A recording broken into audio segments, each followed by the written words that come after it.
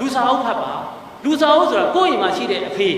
အလကားချမ်းသာတာမဟုတ်ဘူးနော်အပြင်ထွက်ပြီးတော့ကိုပြေခိုင်10သိန်းတွေ30တွေသွားမတက်နဲ့အရင်လည်းကိုယ့်အဖေနဲ့ကိုစကားပြောကြည့်ဦးကိုယ့်အဖေကသူတို့တဲ့တော်တာတွေရှိကိုယ့်အမေလည်းတော်ခဏဆရာဦးကိုထွေး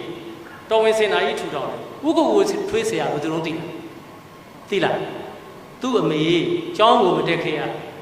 မိဖို့တွေကစီမံခန့်ခွဲတာအကုန်လုံးအမေကမနဲ့လေးဈေးဘယ်လိုသွားဝယ်တယ်ငါသားစောစောသွားလို့ရှိရင်ဟောဒီမှာစောစောစီးစီးပစ္စည်းရတယ်နောက်ကျရင်ဈေးပေါင်မျိုးဝယ်ရတယ်ပစ္စည်းအကောင်းမရဘူး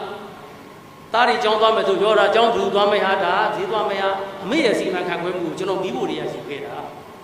တို့လူတွေကအပြင်မှာသွားပြီးတော့တခါတည်းအထင်ကြီးနေ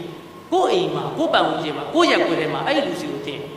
ဦးအောင်ရွှေတော်မှနေကြတဲ့ကွာဦးအောင်ရဲ့မိတ်ဆွေတငယ်တယောက်ကပြောတယ်သူကားလေး8000လေးဆိုတဲ့ကားလေးကိုကစီးတော့ကိုအောင်ခင်ရလို့ခမရကားမျိုးကျွန်တော်မစည်းနိုင်ဘူးလို့ထဆင်သူ8000နဲ့ဟောကြည့်8000လေးဆိုဘူကနန်းကြီးနော်အဲ့တော့ခင်ဗျဘူဒီမာတွေတိတ်ဆွဲလန်းမရှိနဲ့ဥအောင်ဖုံးနံပါတ်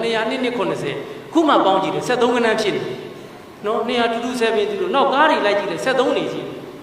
တိတ်ကနန်းတွေပေါ်မှာတိတ်အဆွဲမကြည့်နဲ့နော်အခုနိုင်ငံသားတွေပါဆိုပါ7ပြီးတယ်73မထားရလို့အထက်ဟောဒုက္ခနော်ကနန်းပေါ်မှာအခြေကုန်ထားဆိုအဲ့တော့ဆရာဦးကိုထွေးရပါလေသူ့အမေစီကလူစာအုပ်ဖတ်တဲ့အတွက်ခဏသူ့ရဲ့ management စီမံခန့်ခွဲမှုတွေအကုန်လုံးလုပ်တယ်အဲ့တော့တို့လူတွေလည်း